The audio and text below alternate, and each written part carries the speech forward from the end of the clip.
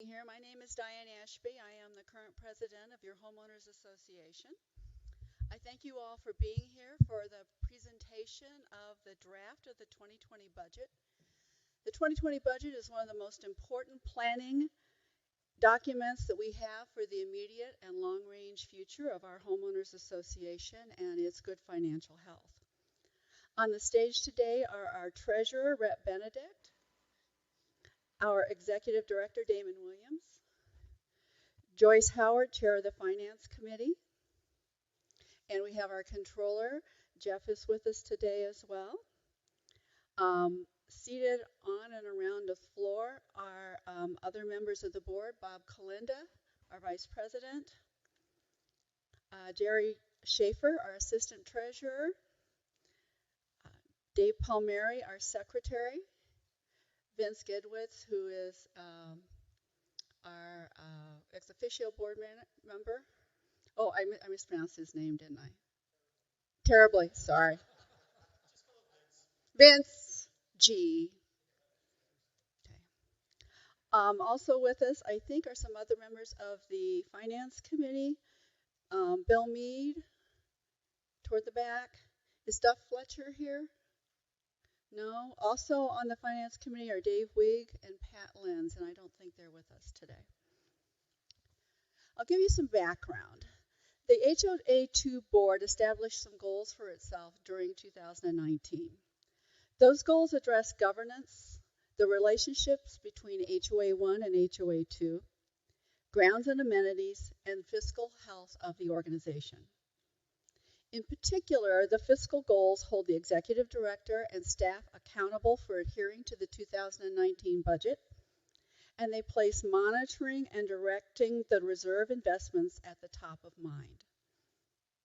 These goals were not set in a vacuum.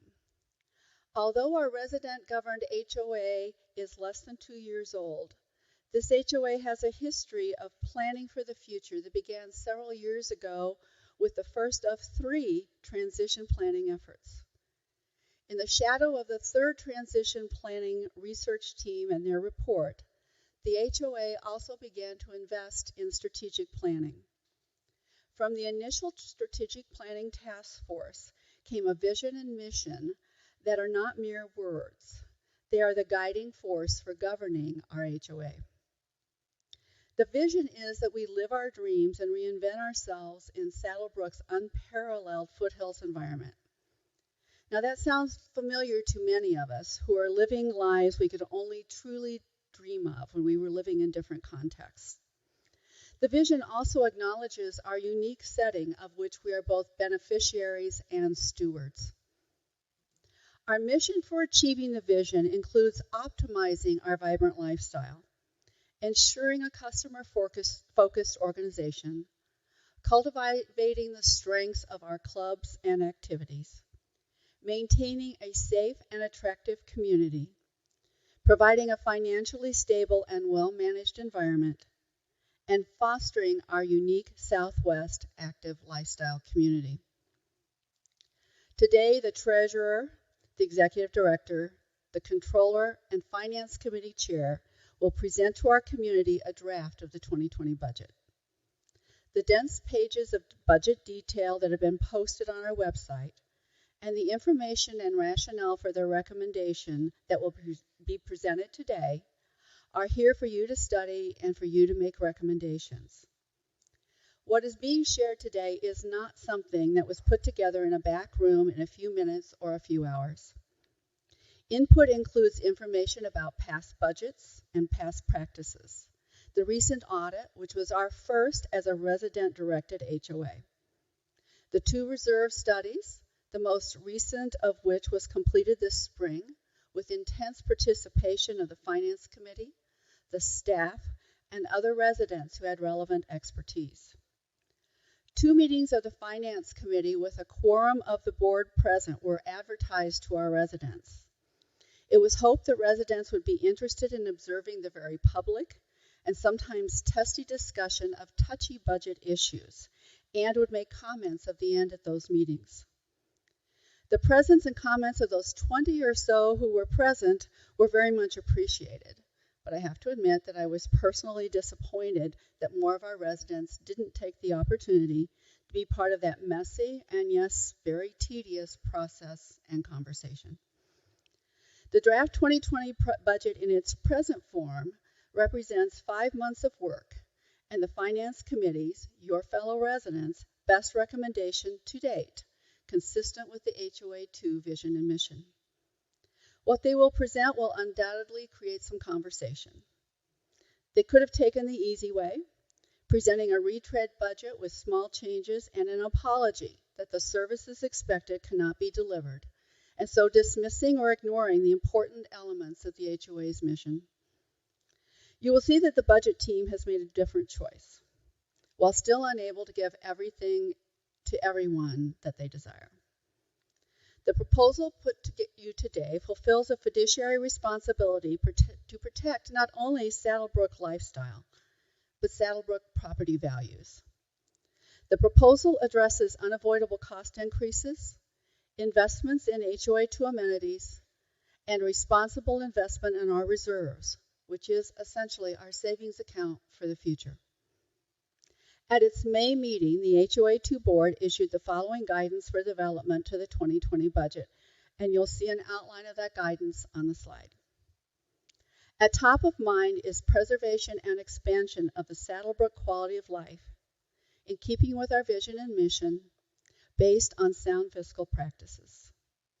In particular, the budget was to be developed in an integrated fashion that includes staff, the Finance Committee, and board liaisons to the Finance Committee. The budget should work to ensure adequate reserve funding early in our history as a resident-led HOA. The budget should strive to improve operating efficiency while maintaining and ideally upgrading our experience as residents. This includes supporting energy efficiency investments and reducing operating subsidies.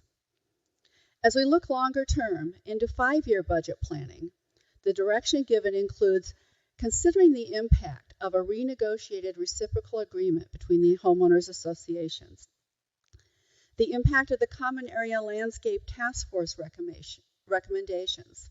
The task force has estimated that their report will be delivered in early 2020. The impact of strategic planning recommendations, the impact of facilities renovations, and planning for use of the Community Improvement Fund revenue. Several people will speak today. Once the presentation is complete, residents will be invited to ask questions and make comments, to use the microphones on either side as always, because that helps not only all of us, but particularly our hearing impaired community.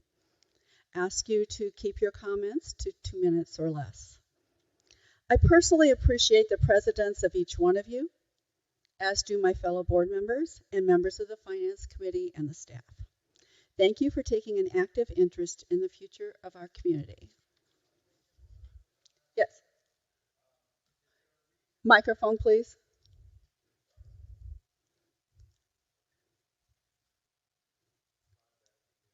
Oh, sorry. Push the end of it.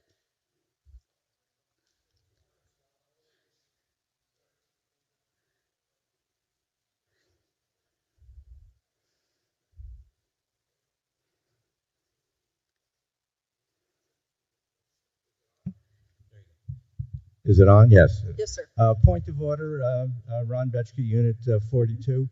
Is there a reason why the proposed budget is not available here in print and wasn't available to the residents online before today? It is online, and it has been online for quite a while, yes. And it's been advertised that way? Yes, sir. I have not seen it. I'm sorry. I read everything that you put out. I'm sorry. Has anybody else seen it? Yeah. And is there a reason why there's only 57 or 75 people here as opposed to 200 or 300? I can't answer that question, but it was available online. Okay, well, I'll go look because Okay. I didn't see it, and there are no copies here, and I can't follow along with you. Okay, sorry. Okay. Rhett?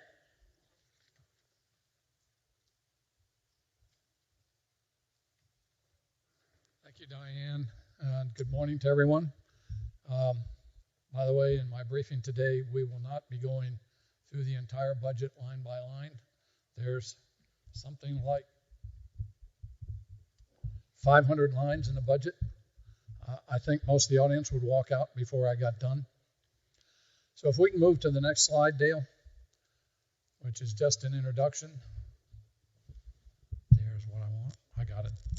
Oh, okay. I'm an amateur up here. Yeah, that's fine. This slide is, in a sense, a little bit of a prediction of what's coming. You could call it a warning. My background is science and engineering as well as management.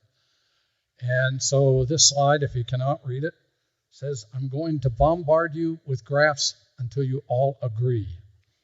My wife found this in the Wall Street Journal a few weeks ago when I was starting to prepare the briefing, and I just thought it would give you a little bit of taste of what's coming up. So hopefully there are not too many to drive people to leave. Next chart. This is a brief overview of what I'm going to talk about. I'm going to talk a little bit about a summary right up front to tell you what I'm going to tell you. Then I want to have a section that I call observations and background. You'll understand why when we get there. Talk a little bit about the budget process we went through. Spend more of the time on dues, which I'm sure is why most people are here. Then some good news on the Community Improvement Fund, and wrap up. So I'm going to have the next slide. Just to remind people, this was the overall guidance from the board, and we paid a lot of attention to this as we went through working the budget over the last several months. As Diane said, we started in the July timeframe with the very first draft input from the department heads. So it's been a long summer. So let me turn to the next slide, Dale. There's the summary that's up front.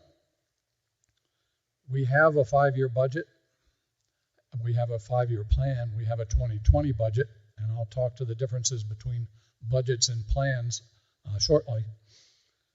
We follow the board guidance as far as we can tell, not just the top level, but the detailed guidance. We have attempted to incorporate homeowner requests. We get these in a variety of ways, informally and formally, as we go through the year. There is a call for budget requests that goes out to committees, homeowners, clubs, as well as the staff in the June timeframe with a submission date of the 1st of July. And so we have gone through that in detail, trying to select those things that fit with our overall goals, as well as what we could get to fit into what we consider to be a reasonable budget and plan. Our reserve studies and our reserve funding is in line with the Community Association Institute in terms of funding the reserves and the way to fund them and how to fund them. And I'll talk a little bit about that in more detail. It's internally consistent. Now you may say, well, of course, it should be. This is a budget. It better hold together. But it's interesting when we talk to individuals and they talk about one part of the budget as if we can just change that one and nothing else happens. It doesn't work that way. If we decide to put more money in the reserve, we have less for operations, or we raise dues. One of the two. Everything is a trade as we go forth in the budget.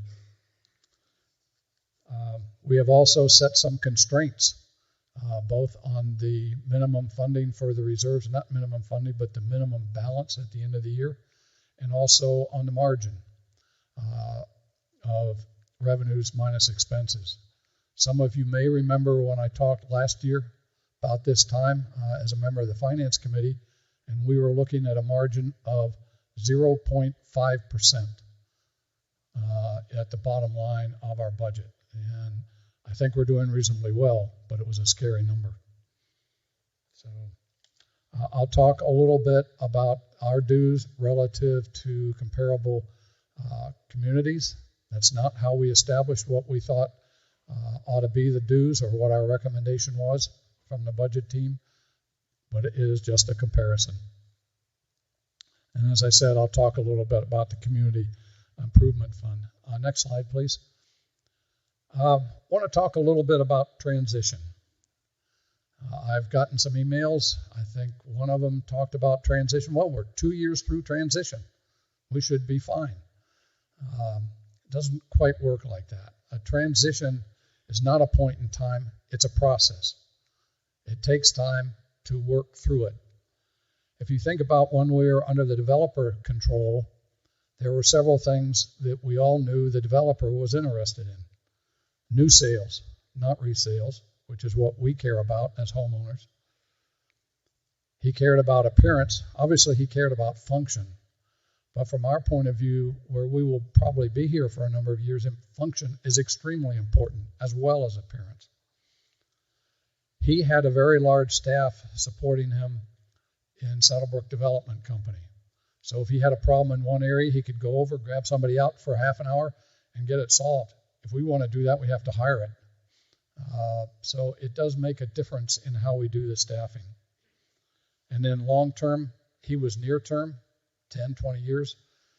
We're looking out longer than that, as you've seen in the reserve study.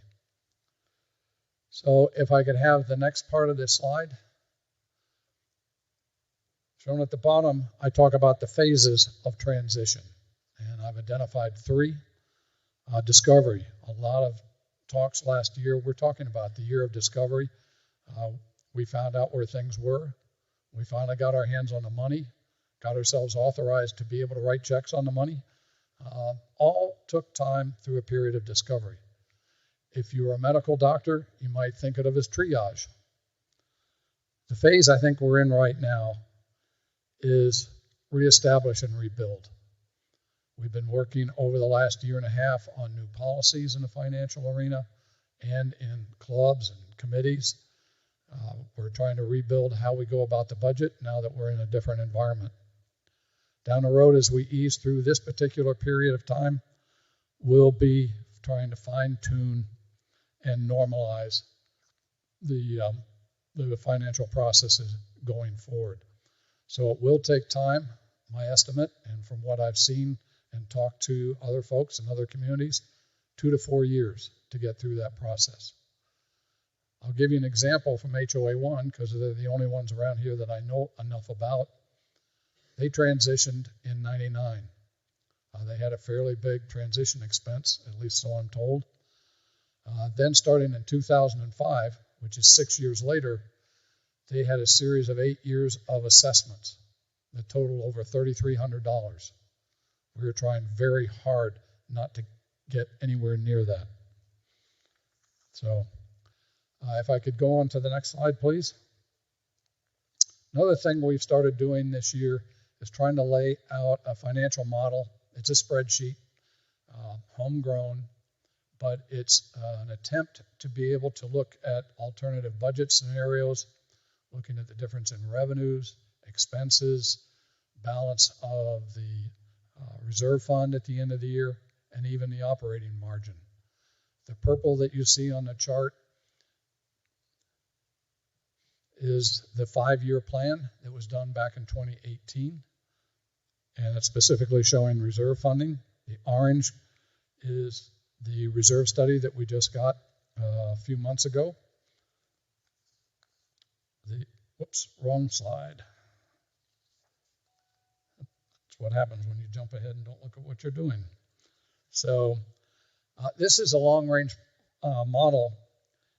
It still shows the reserve funding, in this case in purple, and the planned reserve expenditures in orange. It shows the minimum reserve balance as a result of the 5-year plan. That's the blue line at top, and it shows the operating margin in the red line at the bottom. And if you'll notice one thing about that operating margin, we've increased it slightly over time to look at the uncertainty or to consider the uncertainty as we go forward. Everything we do in the future is an estimate. It's better than a guess. We didn't flip a coin, but they are estimates. For example, we could be on the edge of a recession within the next 1 to 3 years. That's not built into the budget. That's an uncertainty that we don't know how to plan for at this point in time. We could guess at it, but that's about all it would be. This financial model actually goes out 10 years. I chose to only show the period of time that we're talking about here together in a 5-year plan, but it allows us to go in and look at different scenarios. What happens if I can magically find a decrease in expenditures in either the reserves or their operating budget of a couple $100,000? Does it make any difference? And so we can look at that, and then if we think, yeah, that's a good thing to do, then we can go hunt to see if we can make it real. So that's the purpose of this model. And it's the first year in my experience that we've done it. Now, someone may ask, does this follow GAAP? Generally, accounting principles, generally acceptable accounting principles. And the answer is probably not. The details that are worked on North Star do follow GAAP. This is a planning tool. It's not an execution tool for how we operate each year. Next chart. This is the reserve funding.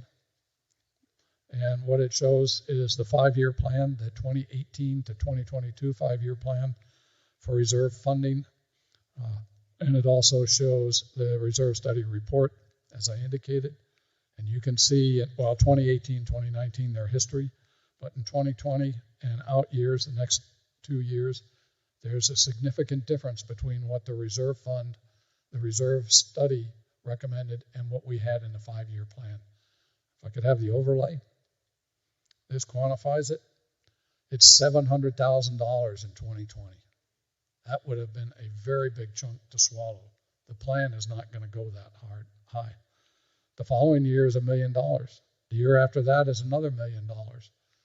So those are the problems in the reserve fund that we are trying to work at the same time working the operating budget. So next chart, please.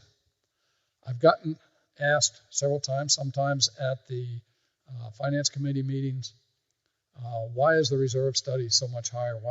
What happened? So I've picked a chart from 2020 with all 5 elements that are in the reserve study, just to try to give a quick snapshot of some of the things that happened. If you look at Mountain View on the left, as you're facing it, you can see a significant increase between the purple line, which was the prior 5-year plan, and the reserve study in orange. Then the next bar, by the way, is what we came out with as a part of this 5-year plan. What happened in Mountain View? Why did it go up so much? Basically, in 2018, we had to move considerable amount of expenses, planned expenses, into future years because we could not get them accomplished due to other priorities in that year. It's a big bow wave that we have to swallow, but we had to do it. They come up in 2020, and they definitely need to be done. There's some modest changes in Desert View. The Port Preserve, we were better off in 2018, if you look at that. Roads in common, a lot of it has to do with the difference between the Terracon study that was done in 2011 and the M3 study that was done in 2016. In the last 5-year plan, we were using the Terracon study. In the most recent one, we used the M3 as a much more current evaluation of the roads. And finally, on the right is golf. When you look at what the last 5-year plan had in it, looks a little bit wimpy, and it is. If I could have the overlay, please. What the Golf Task Force actually recommended is shown here on the right in dark red. It's somewhat closer to what we have planned for the following year. So my bottom line on this chart is that we collectively have underestimated what we needed to keep this community operating. And I'll continue to go through that theme as we go through the rest of it. Next chart. No good briefing goes by without a flow chart. So this is the process at a very top level. As all these charts start, on the left-hand side are all the inputs. We were not hurting for inputs in this effort. We get board guidance. I guess I was even part of that. We get the strategic plan input. Think about the Desert View study that was done by the Strategic Planning Committee and reported out earlier this year. Homeowners, formally in the budget call, informally, and through committees and clubs. And finally, we have the reserve study as an input. That input gets put together, and what I will call zeroth order first draft of the budget is done by the staff, estimating revenues and expenses in both the reserves and in the operating budgets. That's done back in July. It's very rough at that point in time.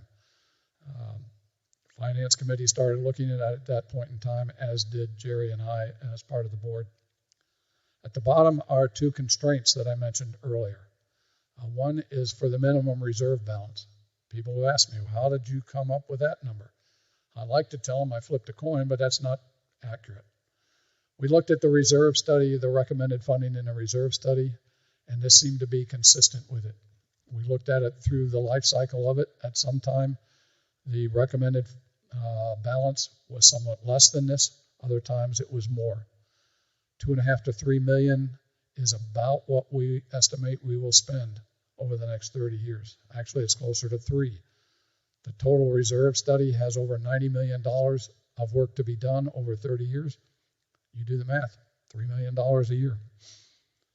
So out of that part of the process, and using this financial planning tool, as I call it, we get a first cut at the dues and the budget. That goes through review processes with the finance committee, with the board. Where we are right now is we're still in that decision box. One of the purposes of this town hall is to be able to get homeowner feedback, to see what final adjustments that we need to make before the board decides whether or not to approve the budget in the November board meeting. Finally, we get to the point where it's ready, the board approves, and we execute. So, and if I could have the overlay, I want to reiterate a point that Diane made. This is a team effort. We have staff participants. We have the full finance committee participating. We have the board liaison, which is Jerry and myself, and we have participating homeowners. This year, we would like to have seen more at the meetings where homeowners could attend, but quite frankly, it was a lot more than we saw last year, where I think we had 5 at one, 2 at another, and 0 at another one. We need that feedback. It's not always fun, I can guarantee you that, but we need it. If you expect changes to be made, we need to hear what people are thinking about them. Next chart. I'll be brief on this one, but it's also a reaction to other comments that we've heard. Well, so-and-so decided that the dues would be this, or staff directed that the dues be that. That's not true. The way we work the dues is they are derived. It's a bottoms-up derivation, and I'll take you through some of that in some more slides. Told you there are more charts coming. So that's the main point I want to get across here. We try to determine what we need to do based on homeowner input, all those inputs I showed you on a previous slide. Try to estimate revenue and expenses, both operating and reserves. At that point, we're ready to start computing the amount of money that we don't have and we need to get from dues or assessments, and we considered those as well.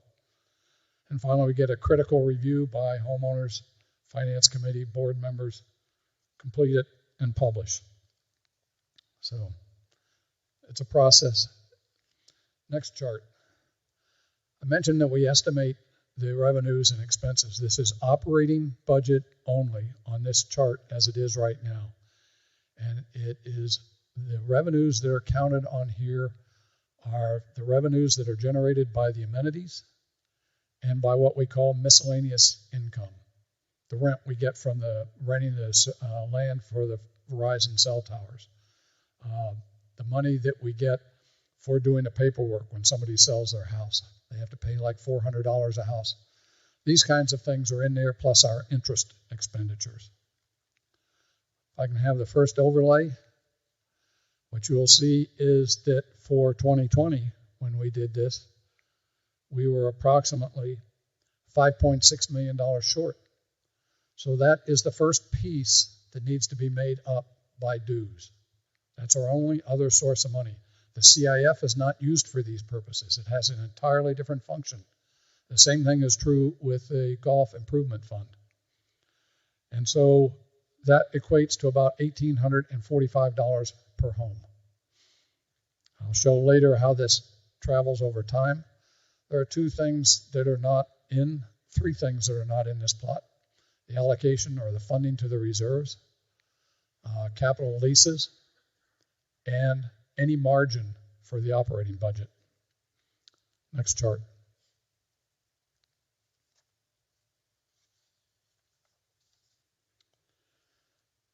As a brief word overview before I get into another chart, the increases in 2020 go primarily into operations.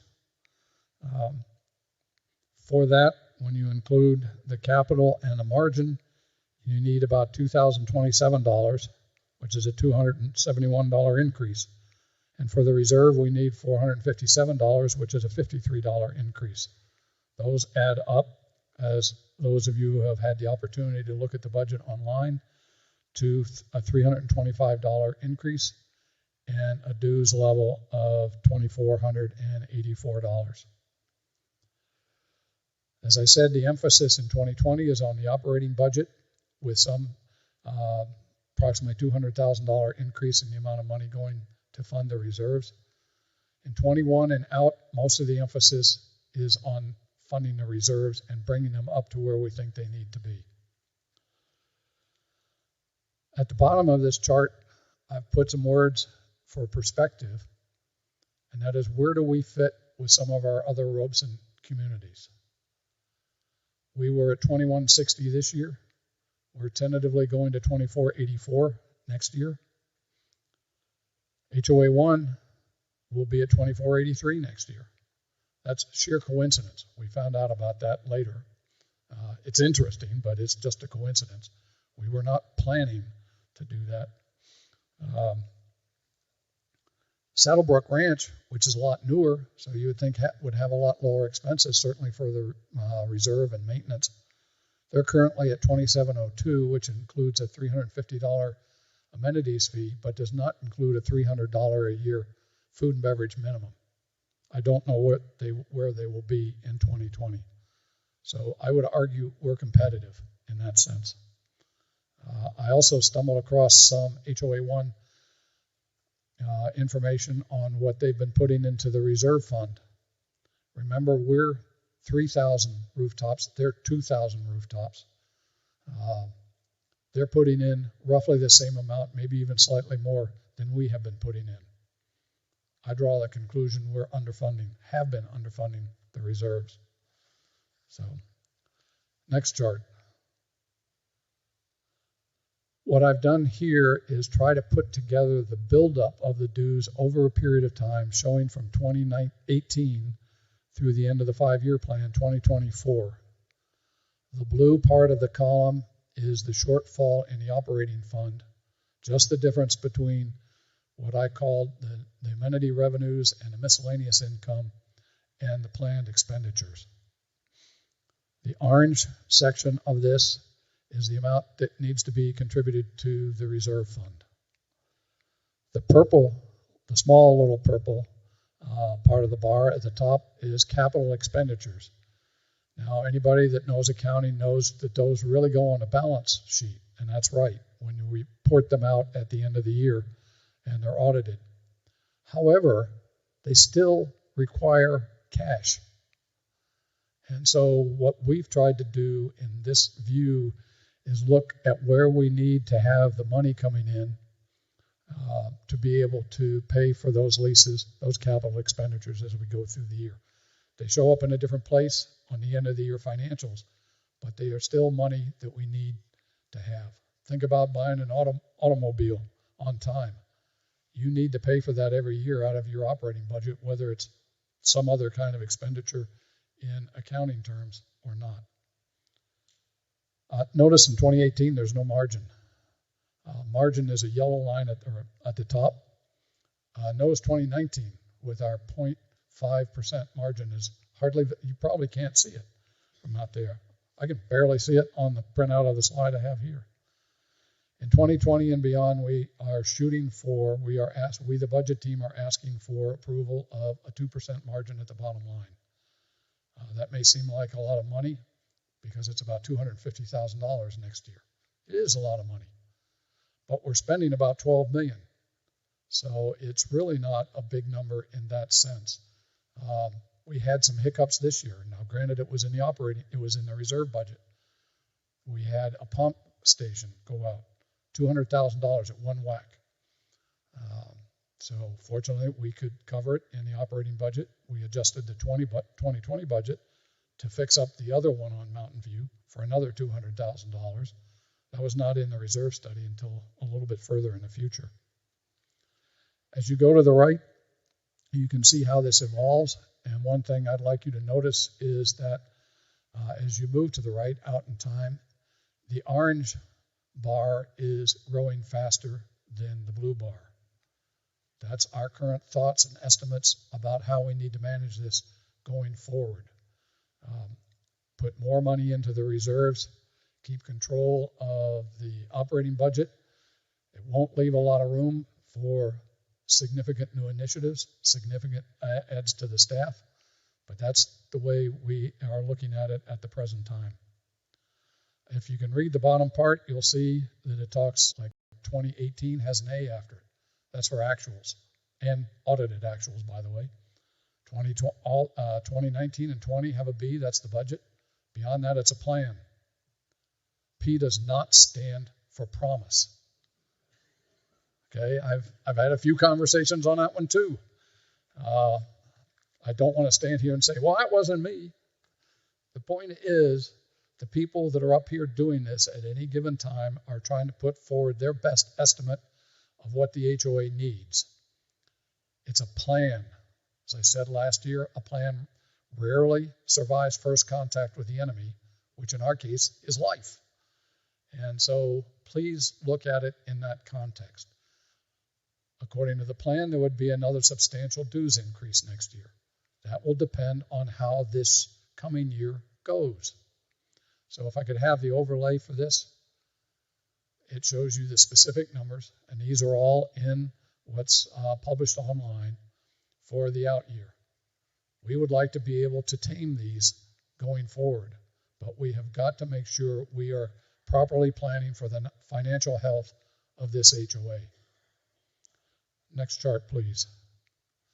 So trying to track the dues increase. I've listed 4 things at the top. Operating revenues less expenses.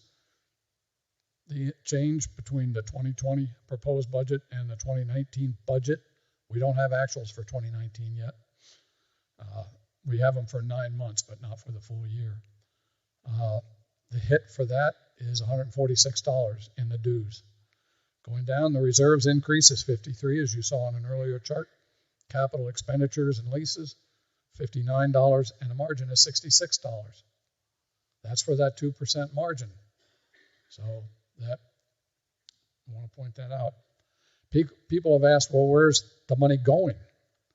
More details. Who's spending it? Well, beyond a vacation, no. By the way, all these operating revenues do not include the CIF or the GIF. One of the big increases this year, and it has been for the last 3 years, is the minimum wage. We don't have a choice. That was legislated by the state. Just for the minimum wage increase, it was $225,000 from last year to this year. It went from $11 to $12. We have quite a large number of minimum wage people. And then if you've had a person who was making $12 and you take the minimum wage and you raise it to $12, you've got to give a little something to the guy who was at 12. I mean, it just, wage compression is the other part of it. Health insurance. We're anticipating about a 10% increase. We do not have final proposals, at least as of earlier this week. They typically don't come in until mid to late October. That's the way it was last year.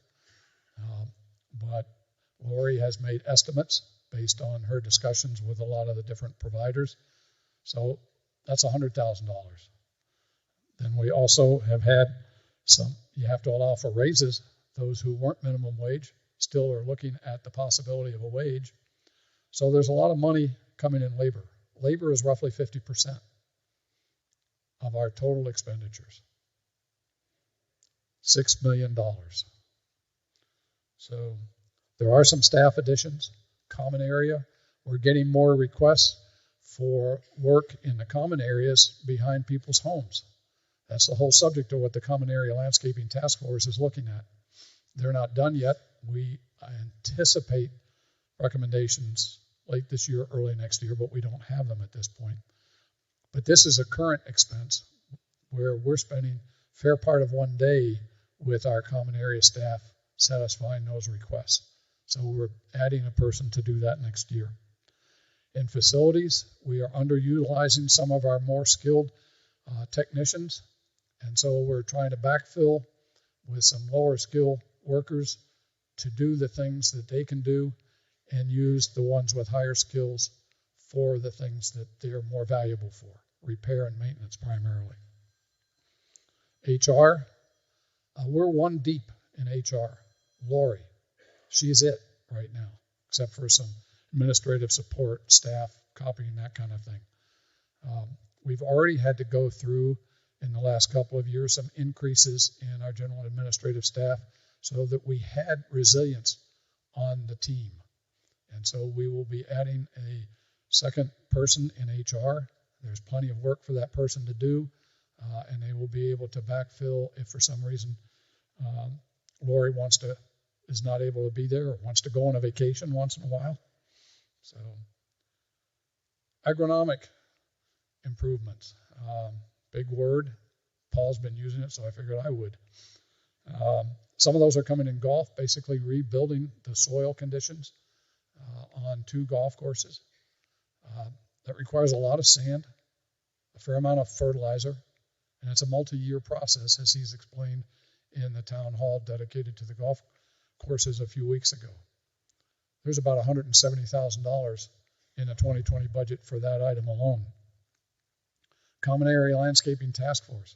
We don't have recommendations yet, so it's a little hard to price them out. So we put in a guesstimate. We've allowed a budget line, a contingency line, not to be spent unless the board decides to do what the task force recommends, but it's in there at $85,000 in the common area. So whether that would eventually be labor or contractors, that's not clear at this point. Last on this chart, I'll talk about marketing. We have increased that around $35,000 this year. One of our goals is to be able to get more customers into food and beverage and the golf from outside. That means we have to advertise. We have to get the word out. This year, they've already looked into trying to work with some of the hotels to bring golfers here. So that's what that money is going for. Personally, I think it's money well spent, because otherwise, how do people know that we're here? Word of mouth throughout Tucson and beyond will probably not cut it. I won't say this is everything that's in the difference. There are some others. There are, unfortunately, some lines that were needed expenses but didn't get put in last year's budget. Those have been filled in as well. Some of them had to do with payroll. The other changes are the leases that we talked about. The auditors told us we needed to capitalize those as opposed to put them in the operating budget, or at least a good number of them. And then margin. So, next slide. It's not all, we're not just spending money. There are some activities that are ongoing to try to save money. Unfortunately, most of them take a little bit of spending to do it. The Energy Task Force made, I think it was 11 different recommendations last June to the board, one of which was repopulating the Desert View, Mountain View, and Preserve with LED bulbs. We've done that. Others had to do with working with the golf course and trying to fine-tune when we water the golf courses consistent with the peak charges that we can run into if we're not careful. That's been done, and we can see the differences already in 2019, and those have been rolled into 2020. There's some other cost savings. During the transition agreement, the team was able to negotiate a way to get effluent water up to the Preserve golf course. That's a lot cheaper for us to use. The Saddlebrook Development Company dug a trench. It's probably the fastest project I've ever seen done on Saddlebrook. And it was a big pipe. As a result, we have saved this year $70,000 in what are called the CAGRD, Central Arizona Groundwater Replenishment District fees that go on our tax bill. In the future, in this CIF budget, the Community Improvement Fund budget, we have several more energy initiatives. As many of you, I'm sure, are aware, the board recently approved a solar power project in the parking lot between the Arts and Crafts building and the Mountain View golf cart storage. That will save us substantial money. If we do the buyout in 2025, it will save us about $200,000 over the 20 years. Right now, we'll be saving about $2,000 to $3,000 a year, and with no upfront cost. There is one more item. That the HOA last year changed, or this year, I'm losing track, changed to member cards to be able to identify all the homeowners. We're supposed to carry them, or there's a $25 fee, so I haven't gotten caught yet. But in any case, they also allow us to charge on that if we choose. It's an individual's choice. We try to encourage that. It makes the processing of the payments all that much more efficient and lower cost to the HOA. At the present time, we get probably $4 to $5 million of charges on, well, I'll use the term private credit cards.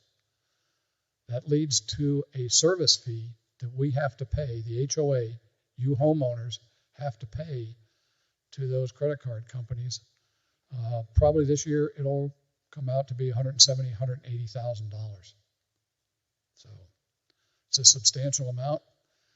And after a lot of discussions in the Finance Committee meetings and elsewhere, we currently have proposed a 3.5% surcharge for food and beverage and golf for those who are using private credit cards. There should have been a handout, I'm not sure if it's there, that gives more details. It is still in work.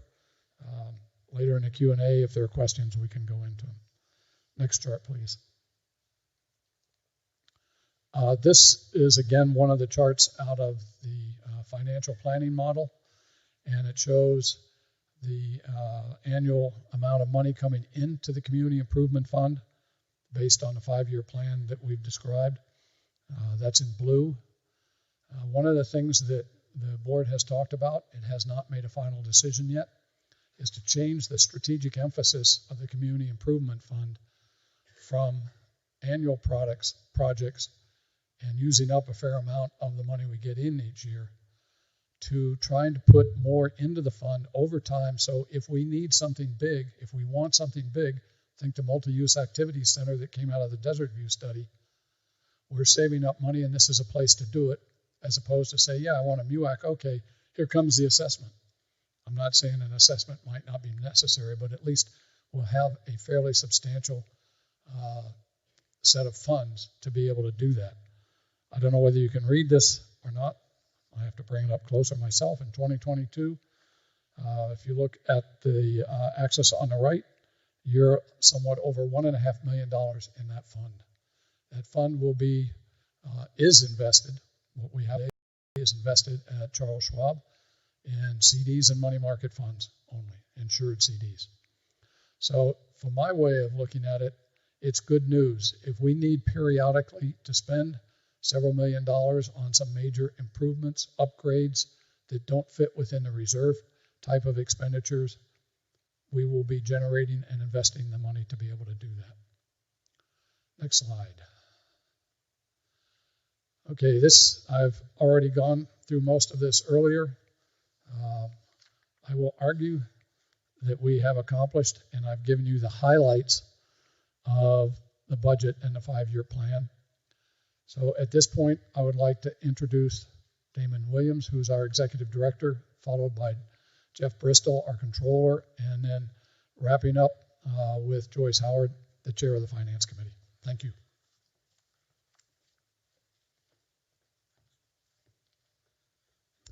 Thanks, Rhett. I don't have the charts and graphs that Rhett has, so I'll do most of mine verbally. We do have some charts and graphs when Jeff gets up to do his part. Have you got me plugged in, Dale?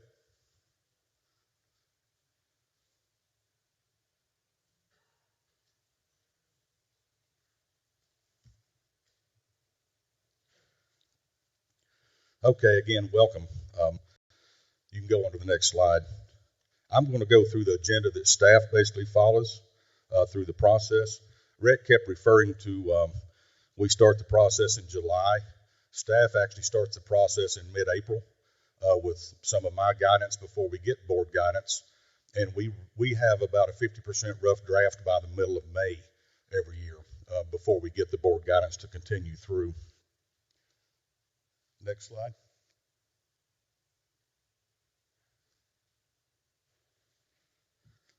So again, I just touched on the development process from the beginning. It takes about 7.5 or 8 months for staff to get to the point where we are today, working with Finance Committee and the board. Key assumptions, which I'll touch on. The overview of the budget, dues and revenues, I'll touch a little bit on, and Jeff will touch some more on that. And Jeff will touch on profit and loss summary and breakdown of dues. And then several slides on the planned expenditures for 2020 for capital and reserves.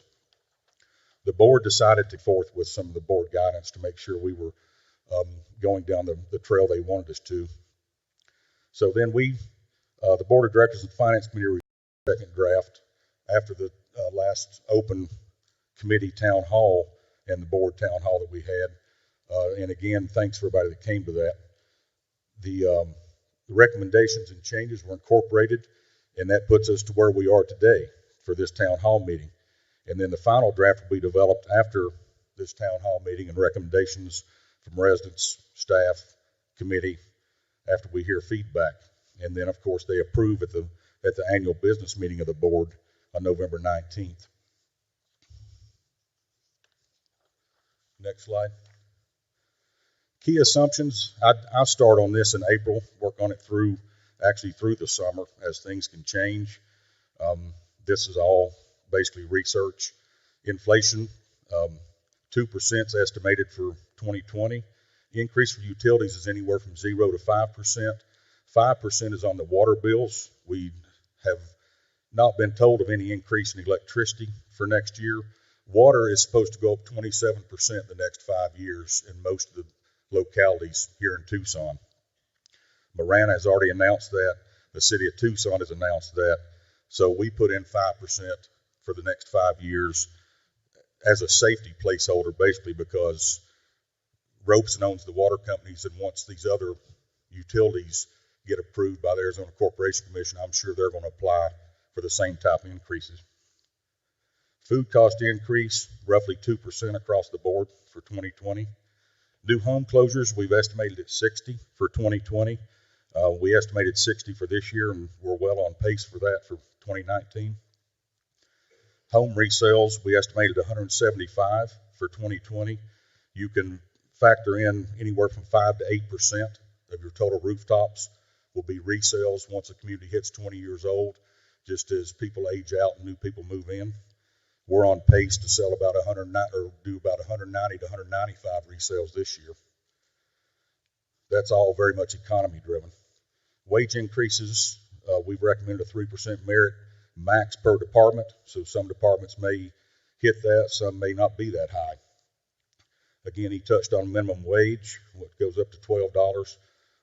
We had a compression chart that Walter and Lori and myself came up with that affected people $1.50 above that, so that definitely had an impact too. The new reserve study impact on golf and roads, and then health insurance, we were told to expect an 11% increase. I think we may come in a little bit under that. We've not gotten the final numbers yet. One thing on the reserve study is previous boards, we decided when we did the last reserve study in 2016 that we would fund everything at 70% except roads, and they were funded at 100%. So this funding model is actually 100 and 100%. So there's a slight difference actually a big difference in the reserve funding model just by that philosophical change. Next slide. Okay, an overview. Again, Red has touched on that, increased to $24.84. Capital Improvement Fund he touched on. The end of year balance this year should be in the neighborhood of $834,000, so that is growing. Contributions to the reserve fund are 1.4. That includes the golf loan of $100,000, reserve expenditures of $2.33, CIF fund expenditures of $121,000, and projected year-end total reserve fund balance should be $3.3 million. The new golf improvement fund should bring in roughly $85,000 to the golf department for 2020. Next slide.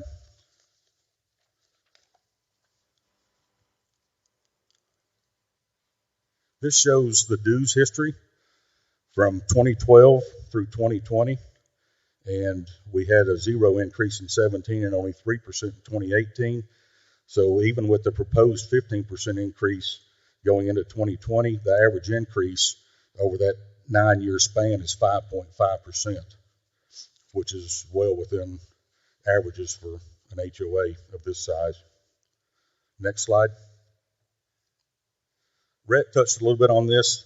This is a chart that Jeff put together that shows the difference in annual dues. The ranch does show their amenity fee.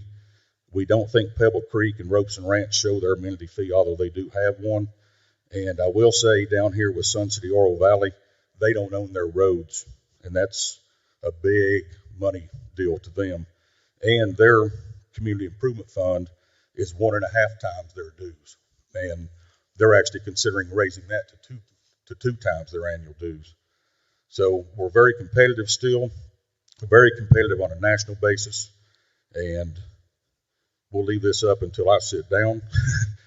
But I'm done with my part of the presentation, and I think we're going to take questions at the very end, correct? Okay. After Joyce. And with this, I'm going to let Jeff finish up on the revenues and expenses.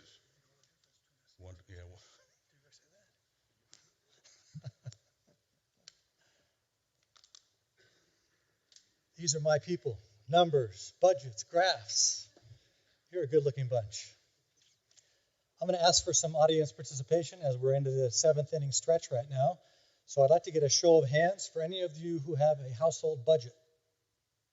Come on, don't be afraid. It's okay, you're not going to take pictures in case your wife's not here. Okay, how many of you stick to it without fail? Yeah, brilliant. All right.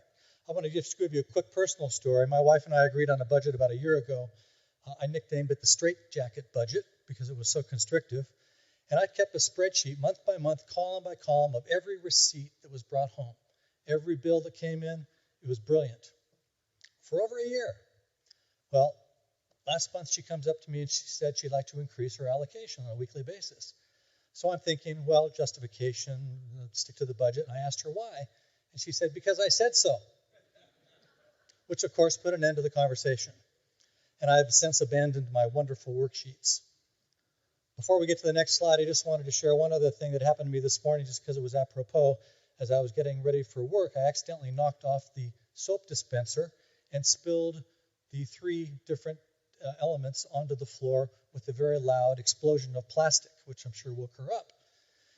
And I watched in helpless dismay as my precious metered doses of shampoo and body wash slowly vanished into the drain, thinking that I just wasted about a month's supply. Knowing that I was on such a strict budget, I had my head down as I left the house, and my loving wife reminded me that that not only was a household budget for which I was responsible for, but since I broke it, I get to buy it. So I'm giving up meat for the next 2 weeks just to offset that. So there are 2 documents onto the website which you may or may not have seen. One is the 2020 budget, one is the 5-year plan, and there goes my notes. Those are a lot of detail and will serve as the basis for what I'm going to show you next. So, Dale, if I can get the first slide. We're dealing with $15 million this year, and this is essentially a pie chart, which I like pie charts because everybody likes pie. Shows you where all the money is coming from.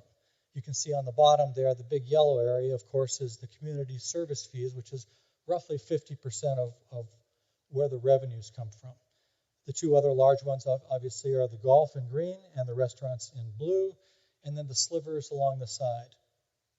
A new addition this year is on the very far left, the Golf Improvement Fund, which Damon and Rhett both mentioned for $85,000.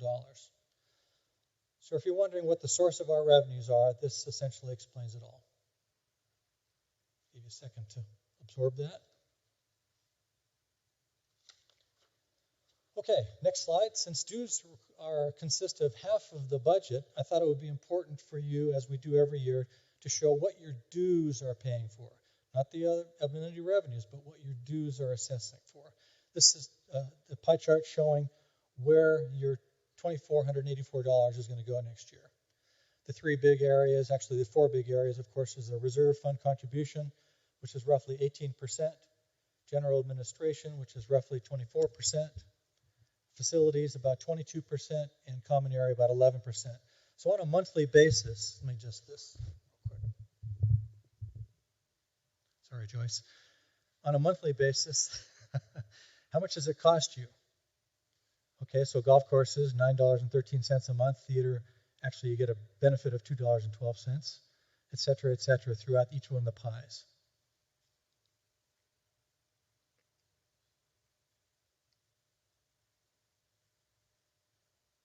Kind of a good representation of where your dues are going. Next slide. This is something we're doing that shows you essentially what we're spending our money on, not necessarily where. These are categories which are spread throughout departments. And as you can see, which we talked about earlier, wages is roughly half of our annual budget, where we spend the money 41% on wages, 10% on burden. The other category catches all sorts of miscellaneous little things, supplies, pest control, all the areas that aren't significant enough to require a sliver. Cost of goods, of course, is running at 11%, utilities roughly 6%, roads 2%, and this is not including the reserve expenditure, simply the operational expenses. Repair, maintenance, and cleaning, taxes, insurance, credit card fees, which we're hoping to offset this year, the operating of the pools, etc. IT, software, third-party, legal, and consulting. So this is kind of a categorical explanation as to where the money is being spent. Pretty, right? Next slide, please. As far as your revenue-producing amenities, this is where the subsidies are targeted for 2020, with the exception of theater, which will boast a profit, hopefully, of $76,000. Some of you may say, well, this is ambitious, or this doesn't hold true to the 5-year budget. Well, those things have changed, and we're putting targets out for 2020. And each of the department heads have been asked by Damon to specifically go into the line items, which they helped develop this budget with, and tighten those up. So those are our amenities. Last year I put a lot of numbers up on the screen, didn't do it so much this year. If I need to put up the next screen, please. Rather than giving you 4 pages of 1,200 cell entries, this is the bottom line. Our revenues next year are about $15 million. Our expenses are a little over 12, leaving us a gross profit of a little less than $2.5 million.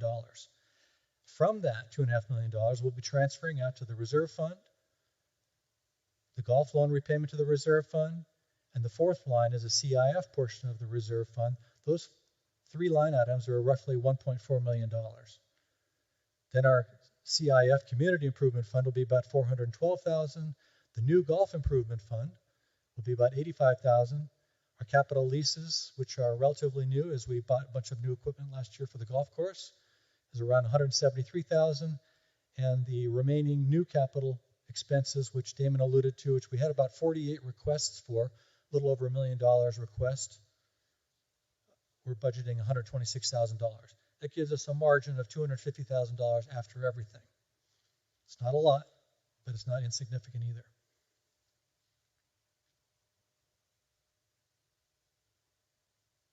Next slide. In regard to the reserve expenses, this is broken down by complex. And without going into a lot of detail, you can see in the Mountain View complex, we've got things such as skylights, roofs, tiles, windows, doors, a phone system, which you'll see throughout the entire complex, new computers for ALC, AC units, life safety system, ADA doors, ice machines, and new phone systems on there twice. It's twice as good. Okay, patio screens, $410,000. In the Desert View complex, there's a restroom renovation, exercise equipment, other ADA doors, floor coverings, the sound system, and once again the phone system for about $324,000. Details on these can be seen through the breakdown of the reserve study, which is summarized on the 5-year plan as well as the 2020 budget, line by line. We didn't have enough paper to print the entire reserve study. So, next slide. In the preserve, there's a lesser thing, $74,000 worth of kitchen refrigeration equipment, water pipe, exercise equipment, once again the phone system. The golf course elements are a little more pricey. We have the pump station at the Mountain View, bunker renovations, cart paths, ball machines, maintenance building renovations, and ground course maintenance equipment for a total of a little over $500,000. Finally, the most expensive thing we do, as you probably all know, is the roads in the property side elements. So we've got patching, sealing, repaving, curbs, drainage canals, signage, a new monument on Oracle for pretty close to $1 million. Our forecasted reserve total expenditures then for 2020 are $2.33 million.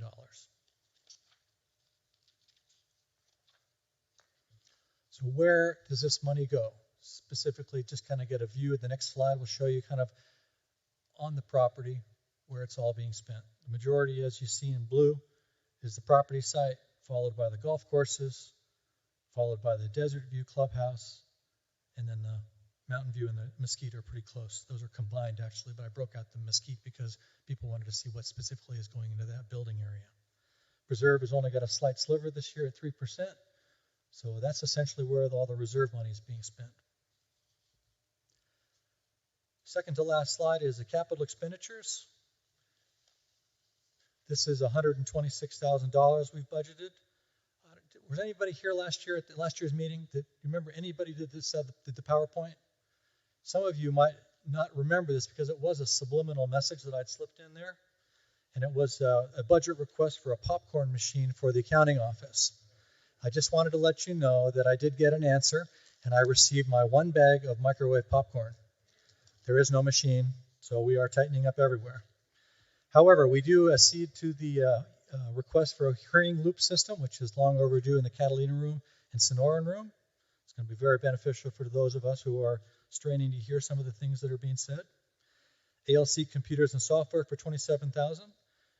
Getting upgraded into digitizing all our ALC records.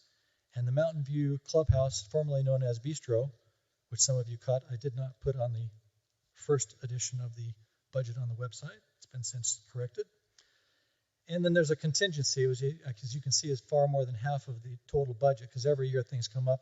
We've already identified 2 things that really need to be done in there, so that contingency probably will have no problem being spent. Total capital expenditures to our budget is $126,000.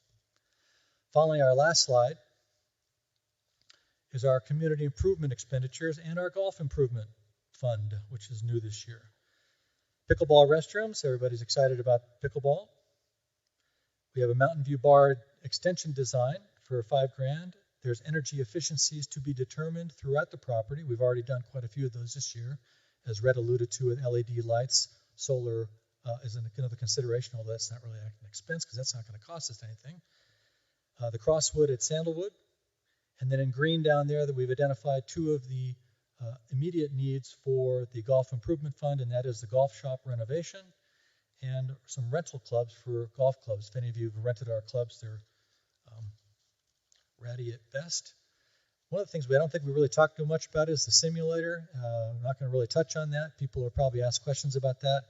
It's going to be a self-paying issue where once the renovation is done in the golf clubhouses, the simulator will be added, and that'll be bringing in revenue as well.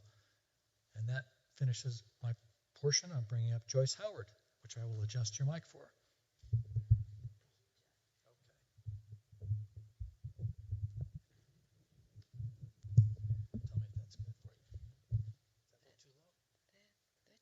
That should be okay. It's quick. Okay, I just have one slide.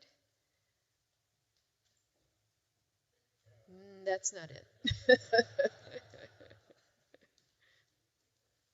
Okay, we will go ahead without my one slide. It's It's short and sweet, and we're almost done. I am here today to tell you about the Finance Committee's responsibilities in regards to the budget. This is actually spelled out in the Finance Committee charter, and it says specifically to review and make recommendations during the preparation of the proposed annual budget, as well as the annual 5-year plan update, and submit recommendations relative to those budgets and 5-year plans to the Controller, Executive Director, and Board in a timely manner for Board consideration. So how did we do this? Well, the Finance Committee has been involved in this budget process every step of the way. In fact, for the Finance Committee, the process began in May, just shortly after Damon's process began. And at that time, the committee presented suggested goals for the board to consider in their overall guidance to Damon and the staff. We also assigned committee members to serve as liaisons to each of the major departments. So even before the first budget draft was prepared, these liaisons met with the department staff to understand how the budget was being prepared, the goals of the department, and the assumptions that were being made. We reviewed every draft of the budget. This draft that's presented today is actually the 4th version that we've seen. For each draft, the full committee met with appropriate staff, the executive director, the assistant executive director, and the controller. We looked at details of each department's budget, and we also stepped back to look at the big picture. For each draft, we compiled a list of recommendations to the board for their consideration to pass on to the executive director to be incorporated in the next draft.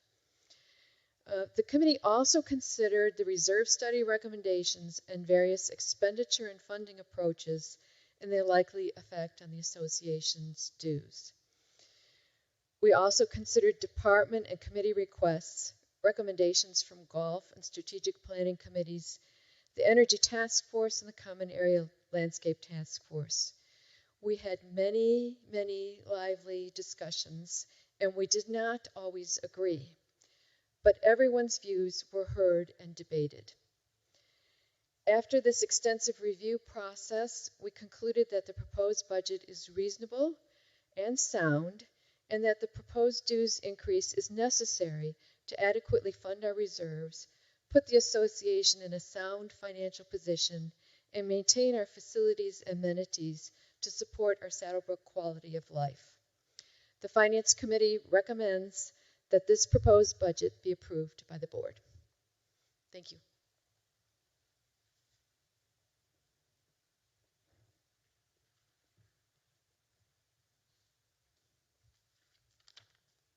Okay, it's a big moment.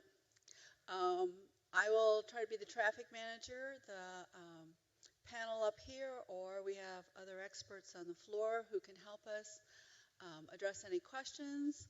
We'll also open to just hearing your comments.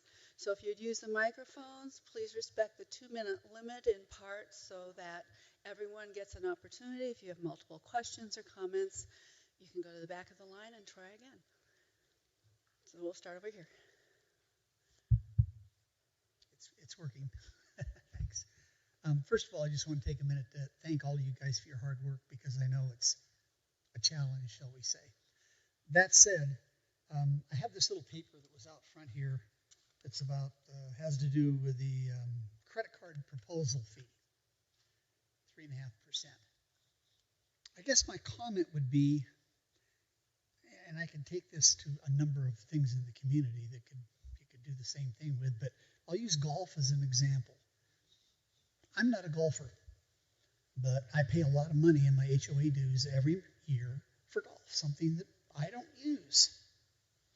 Now you're asking people that, you're saying, well, these people that don't use their credit cards, they shouldn't have to pay for the people that do use their credit cards, so we're going to charge those guys another 3.5%. I don't know, there's something that just doesn't fit on this.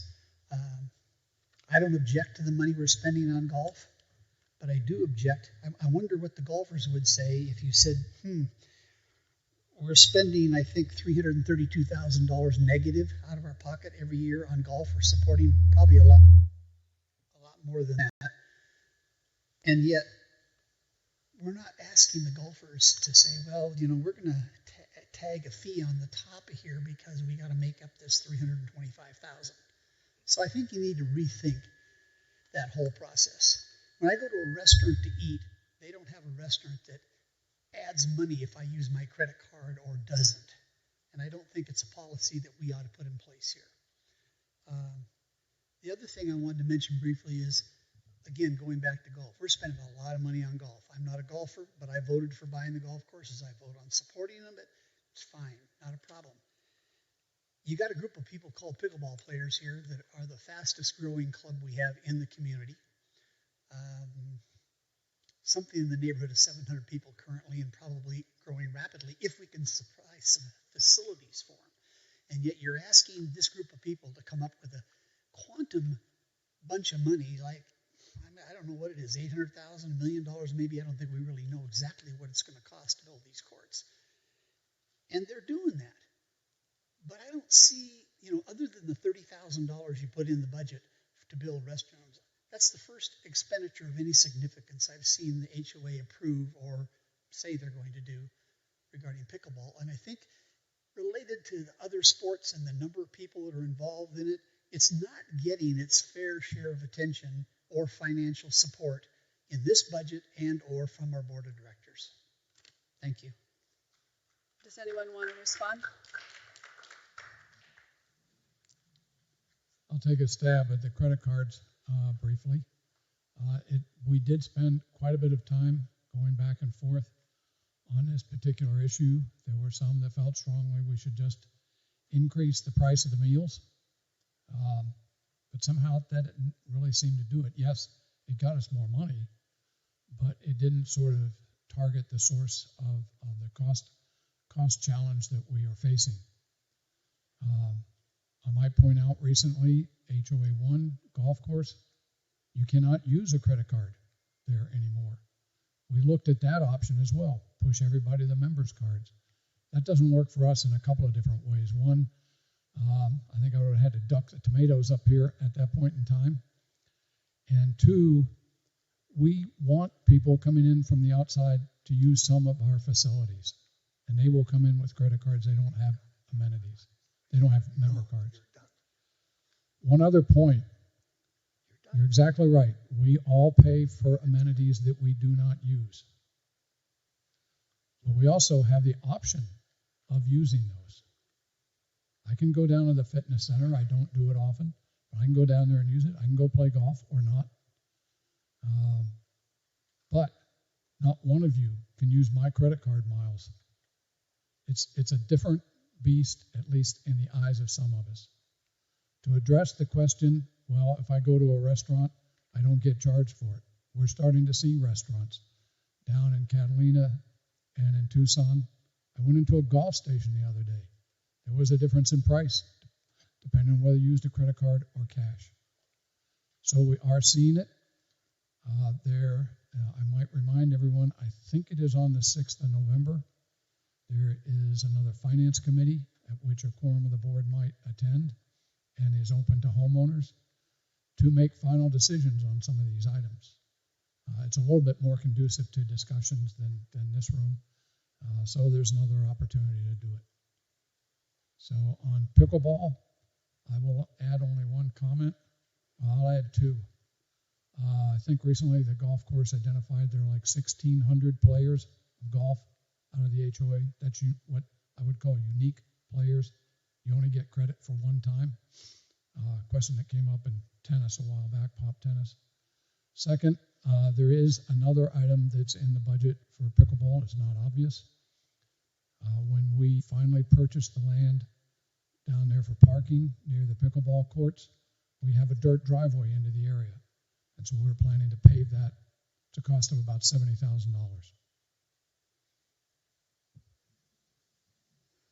And there have been other expenses over the years associated with pickleball. They may not seem to add up to a lot, but let me remind you, we're the only HOA that is supporting pickleball and made possible the land purchase. So we're doing our best to support pickleball. Next question over here. I have two separate questions. They're somewhat related, and they're related to transparency. on the first page here under allocations, it says golf repayment to reserve, 100,000. Well, I think we've got to be honest. This was not a loan. This was removing funds from the reserve to pay for the golf course. A loan is an asset. If it was a true loan, the reserve would not have been reduced. So I don't know why we can, in addition, even if it was a loan, the golf course in 2020, with a operating loss of 300,000 and the capital expenditures of 650 or whatever, it's close to $1 million loss. So why is this continued to be referred to a loan when it's not a loan? Is there any? I have one more question. I don't know if you want to finish your questions. Huh? Finish your questions. The second question was partially answered, and that's the capital expenditures. In spite of numerous requests to get the capital expenditures to come out of the reserve, it's the first time we've seen it. It's $680,000 or whatever it was for golf in 2020. What was it in 2018 and 2019? Because the losses of golf, I mean, I realize they're there, but I think the residents should be aware they're close to $1 million a year. And why can't we print out or provide in the monthly statements what the capital expenditures are? They haven't been presented to us since we've done transition. Okay, thanks. Responses? Which one do you want to deal with first? The first one on the golf repayment, what we're trying to indicate in there is we are continuing to put in the $100,000 a year that the HOA said it would replace in the reserve fund every year, and that's why it's itemized. If the word loan is inappropriate, we will look at it and find a different way to do it. That was the way it was voted on by residents, though. So the second question on identifying capital expenditures, if you look at what Jeff presented on the budget earlier, it shows the planned expenditures for the reserve study in each of the 5 areas that are in the reserve study. We have been, Steve, as I think you know, and it's taking a lot more time than we would like, to be able to report on those periodically throughout the year. We are not there yet. Over here. My name is Larry Koshak, and I'm in Unit 17. My questions has basically about golf. And do we know today in 2020 the relationship between the expenditures made for golf as opposed to the expenditures of the total cost of running the HOA2? We seem to have a lot of jumbo-bumbo up here, and I know that everybody worked very hard to show what we have in the numbers. But it is, even for somebody who has an accounting background, it is difficult, I'd say very difficult, to put that number together, to show what we are spending on golf in relationship to what we're spending overall. And that number, in my estimation, is very high. We are not getting equal expenditures for all the people that of the individuals of each home. That's my. Why can't we get that total? The golf expenditures in the operating budget are reported in gory detail in each of the monthly financial reports. There are probably about 100 different lines between golf course maintenance and the pro shop as to where the money is going, how much has been spent, where it compares to budget. So I think we are giving a good accounting of where that money is going. In the reserve budget, that was the question that Steve just asked. We are working on reports to show that by major area. We don't have it yet. We have it internally. We just haven't figured out how to get it on how to accommodate it in with the monthly financials. The Finance Committee has recommended some changes in the way we summarize the monthly financials. We'll be working on that over the next couple of months. It may include some differences in what we do with capital expenditures. There appears to be... Wait, no, I'm sorry. 2 minutes. Over here. Ken Padgham, Unit 23.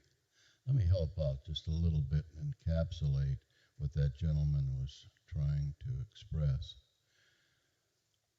At bottom, what the homeowners are going to be paying for the golf. When they're finished doing whatever the hell they're going to be doing over the next 3, 4, 5 years, each one of the units is going to be paying every year something in excess of $1,000 just towards golf. That means you can do the math. 10 years, you're going to be spending $10,000, whether you're a golfer or not. Thank you. Thank you. Homeowner since 2003. Oh, that's good. It wasn't a question. That was a comment. Well, I'm going to make a statement, then have a question. I learned my lesson. Well, I used to run a $100 million budget, and, you guys did a lot of work, but I'm just going to summarize something. I left here in 2003. Restaurants have never made a profit.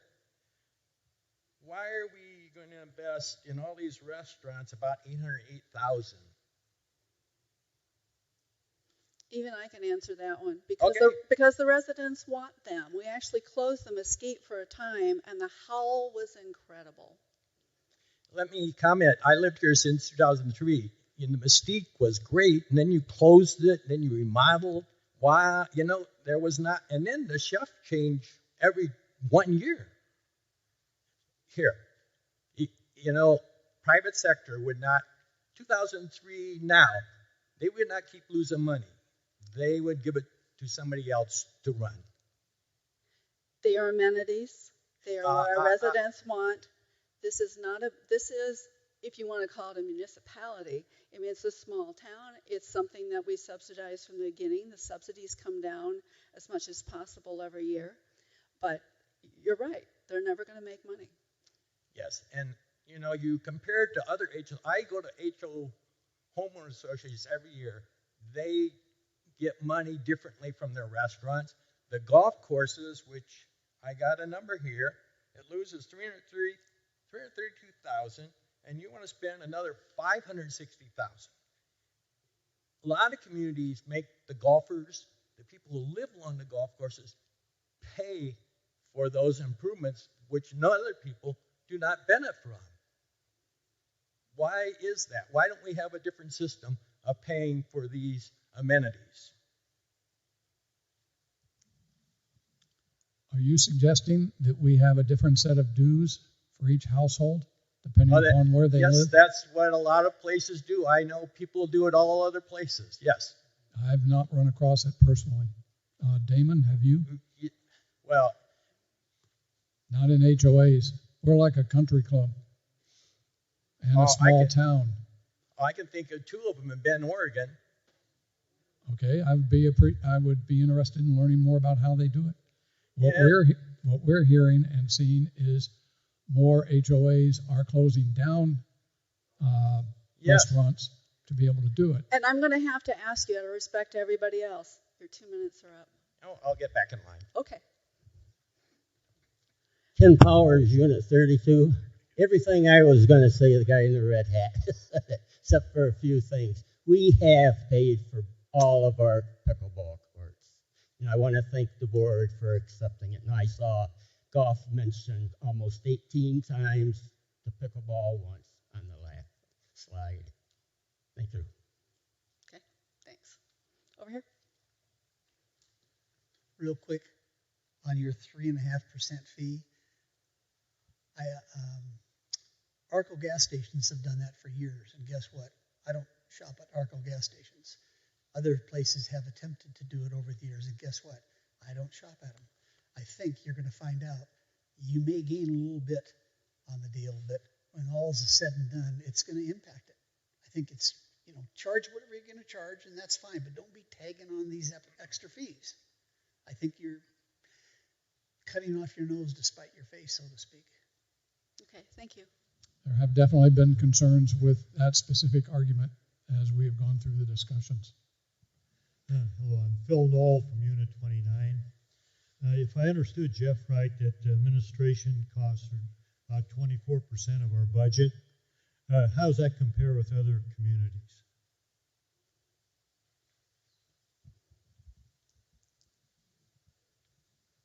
I don't have that information.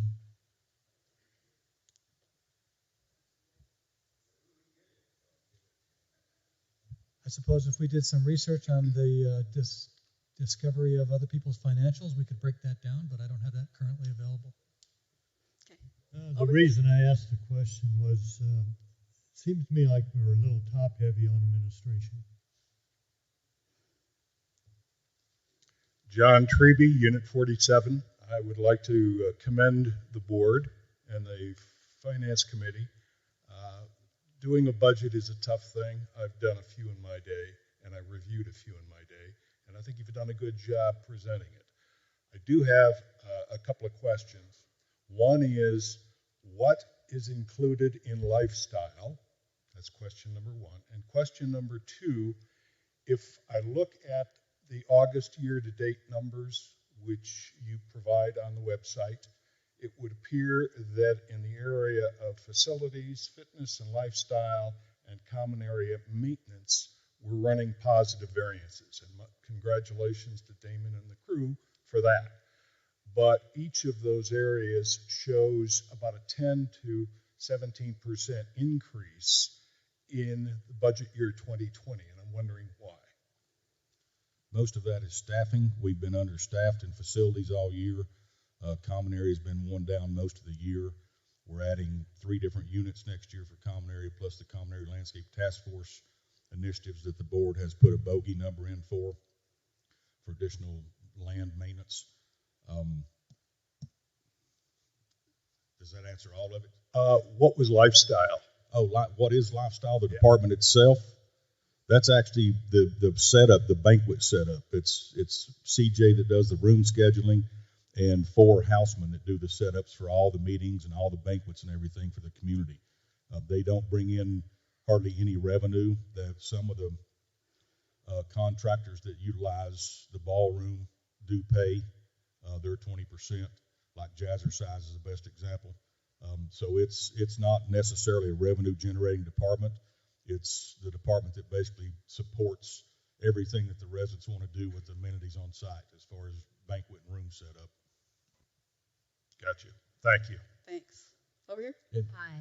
I want to say thank you to everybody who was involved. I know that can be a very stressful and tenuous situation. So my questions have to do with, and they may be written somewhere, I just don't know. At the end of the year, when you have any money left in the budget for your operating budget, what happens to that money? Does it go into the next operating budget, or does it go into the capital reserve? Or I'm not sure. And then the other thing is I think I heard it said at the beginning that you don't get a lot of participation and you'd like more people involved in the beginning up front because you can resolve a lot of issues. Have we ever considered changing our fiscal year that we do our budget? I think a lot of the meetings are held in the summer and a lot of people aren't here. I mean, I think about 40% of our people are not here in the summer. So maybe you would increase your participation if you changed your budget cycle.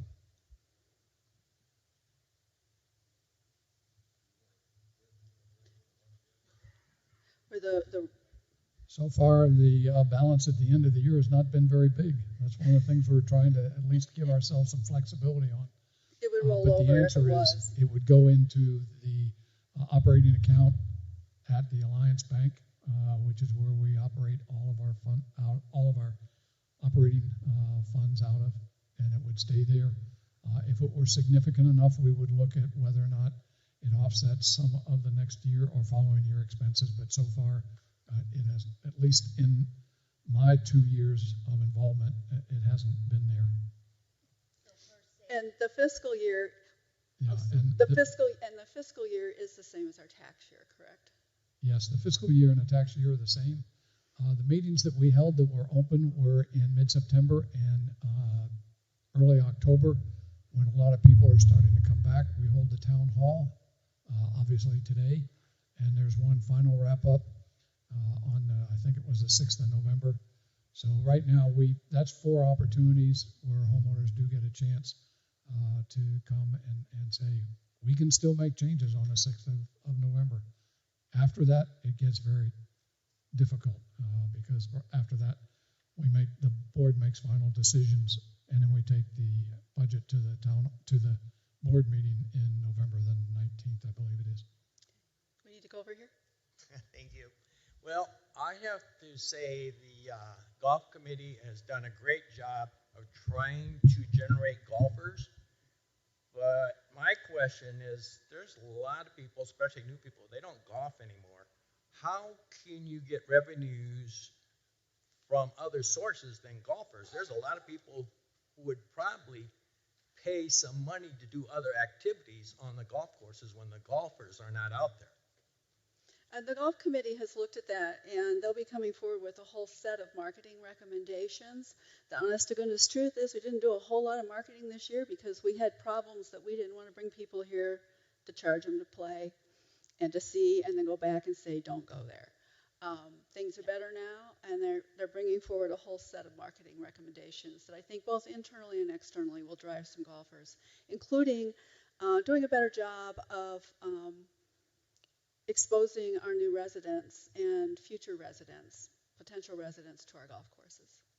Yep, you're still focusing on golfers. I'm saying non-golfers. And they have looked at those kinds of things. And if you have ideas we have lots of ideas that have been suggested for non-golfers on the course without bringing in additional revenue. But if you have revenue-generating ideas for non-golfers, bring them to the golf committee. Their meetings are posted on the website, and you are always welcome. Yeah, I've done that. They're golfers. Actually, not all of them. My name is Sue Applegate. I'm from Unit 25. I bought my house a year ago, and the reason I did is because of golf.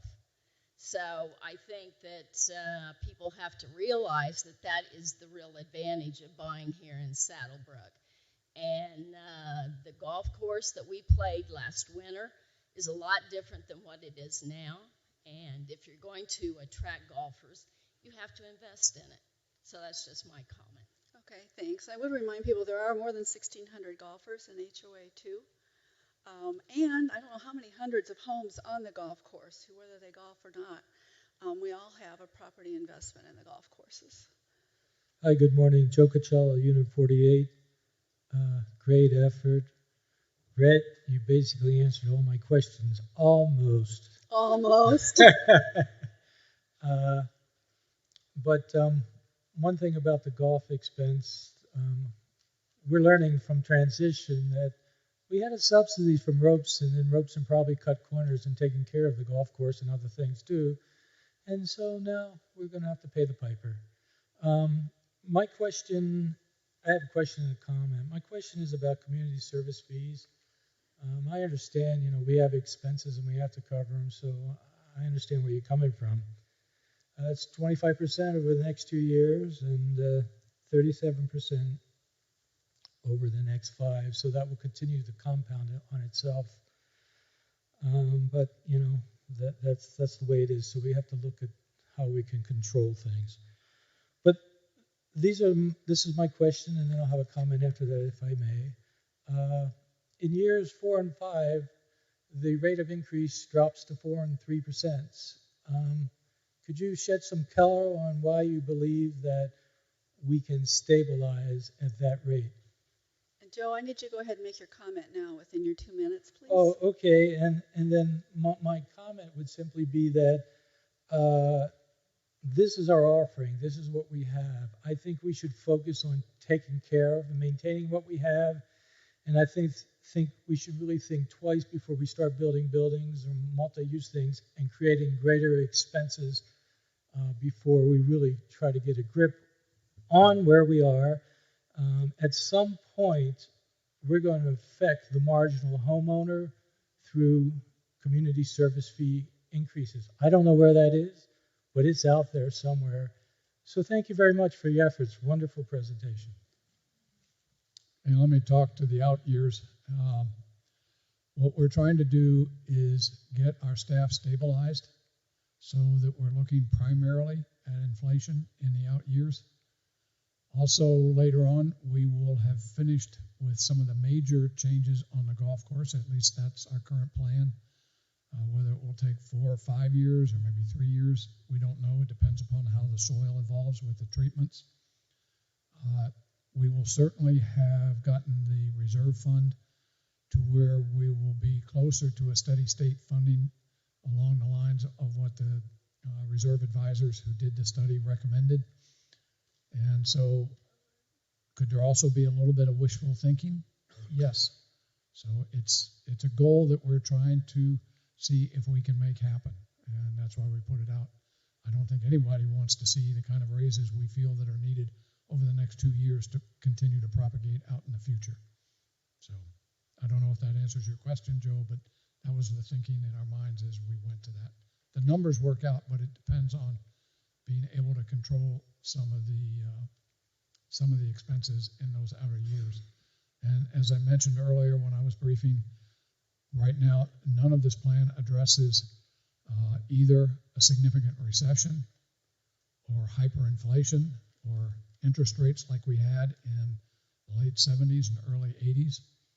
Those kinds of anomalous events are very hard to predict. Look at all the money that people have both won and lost on gambling on those things in the past. Over here. Hi, I live up in Unit 42, and we've been here just over a year, so we're one of the newbies. My concern is with the 5-year projections, and that you do show, much as the gentleman just said, what would be almost a 50% increase over the 7 years that are shown on that slide. That's simply not sustainable if we're looking at those types of increases each 5 or 6 or 7 year projection. And I understand that the accuracy of those estimates decreases as you look farther and farther out.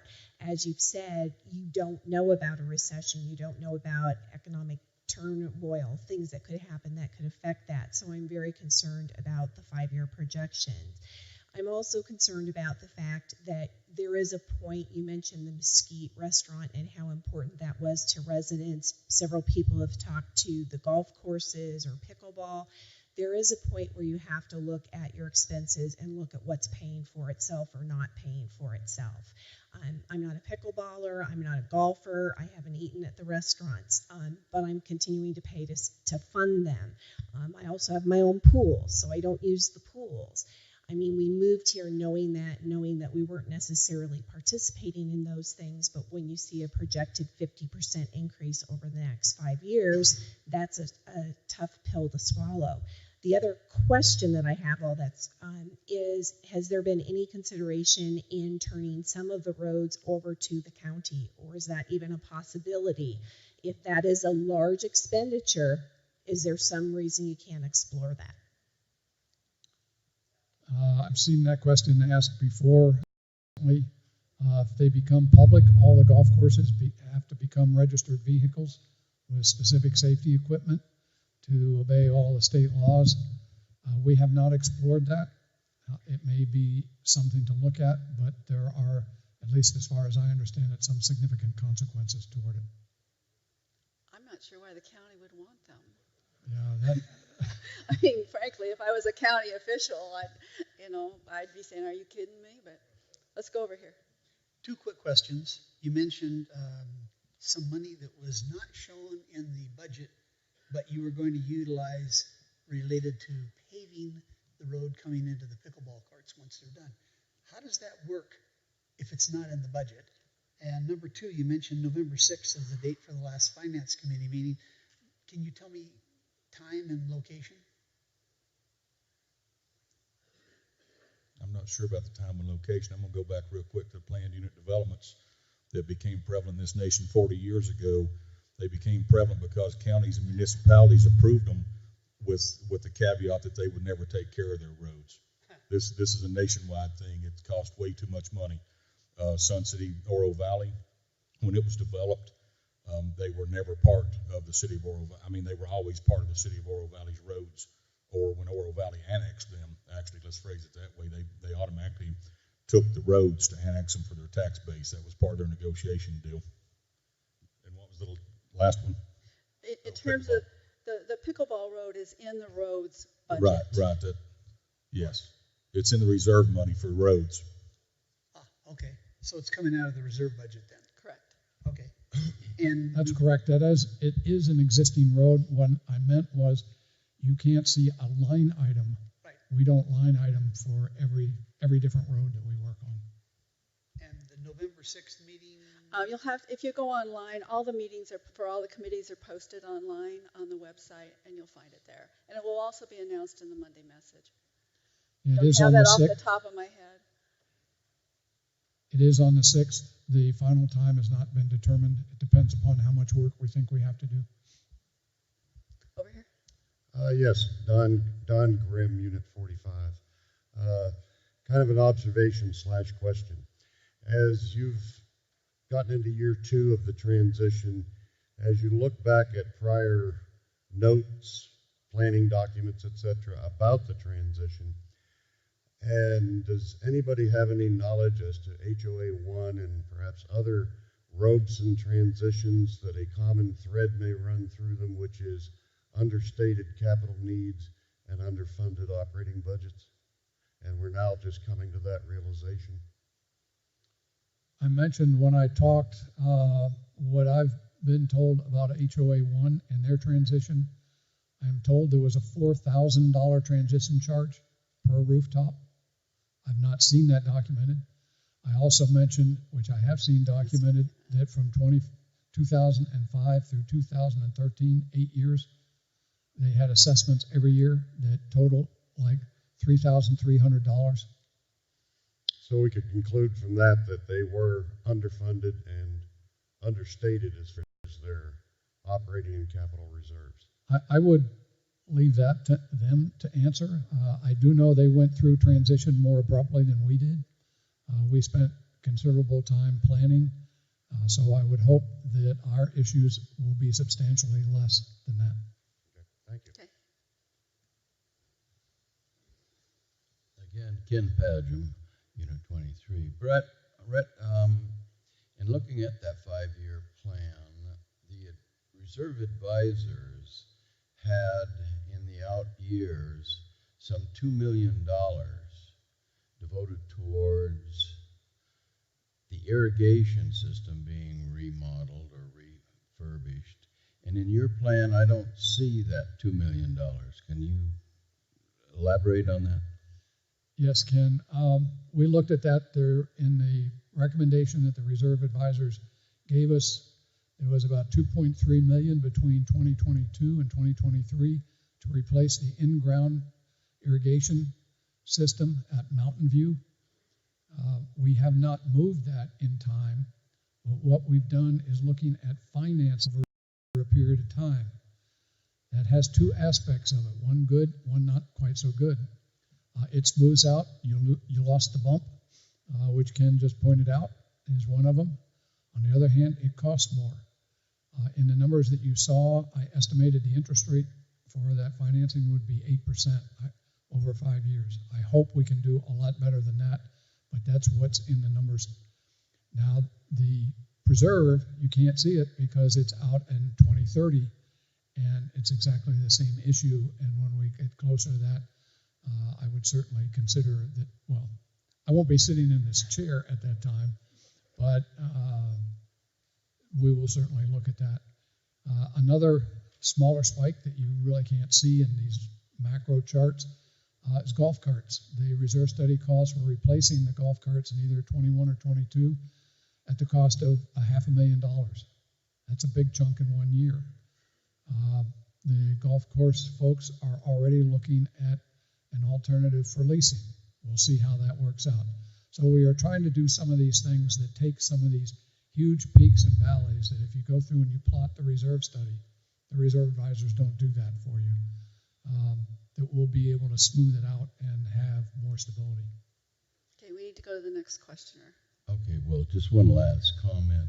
It seems as though looking at your numbers at the end of 2018 and then looking at our outside auditors' numbers, we're keeping two sets of books, and I would suggest that we make our set of books concurrent with the outside auditors. Thank you very much. I would reject that conclusion. In the plan that's put together, we have tried to follow the auditor's summary of the financials. And my spreadsheet that talks about financial planning does not necessarily represent that. It's consistent with it. Red, I'm talking about the actual. Sorry, done. The actuals. Done. I recognize. Done. I have to respectfully ask you to turn the microphone over, please. Peggy DeBacco, Unit 24. Excuse me, Unit 20. Yeah, I am Unit 24. I'm using the hearing loop, and are you hearing a reverberation? We are, yes. Okay, is that better? A little bit. Go ahead. We'll suffer. We'll get through it. I'll turn them off. I'll take it off of the hearing loop. Okay. Thanks. It's off. Okay. I have several questions. What is the Oracle monument? That is the monument that we installed on Oracle? Because I'm watching your time, go ahead and ask all your questions, and we'll answer them. Pardon me? Because I'm watching your time, go ahead and ask all your questions, and then we'll answer them. Okay. So the Oracle, there's a monument at Oracle.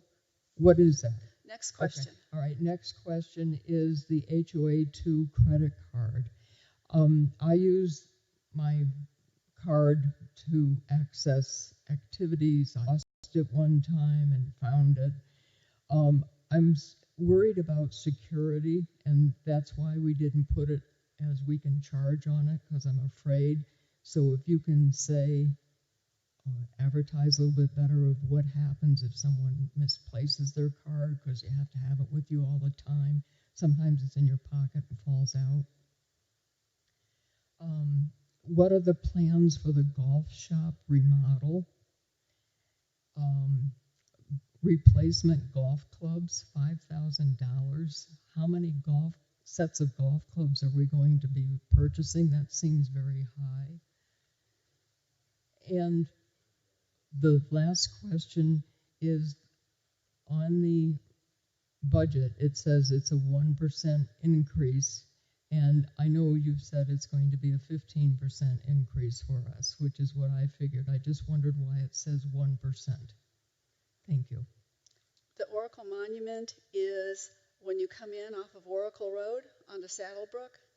HOA1 and HOA2 share the cost of taking care of that entranceway. And if you ever come in that way, if you spend time there, you know that thing needs a huge refurbish. We were waiting for the Fries to come in because they were also going to be part of that, but we simply can't wait any longer. So that's what that is. Your member card can be turned off instantly. So the security is actually pretty high. As soon as you report it as lost or stolen, we turn it off in the office. Done. Golf clubs, there's been no decision about that. I thought it was unfortunate the way that was even presented. The Golf Improvement Fund, none of that money will be spent until, one, it's all collected, and number two, that the golf committee has made their recommendations for exactly how it will be used. The staff would like to see it used to improve the golf shop. You may or may not realize we once had a beautiful golf shop.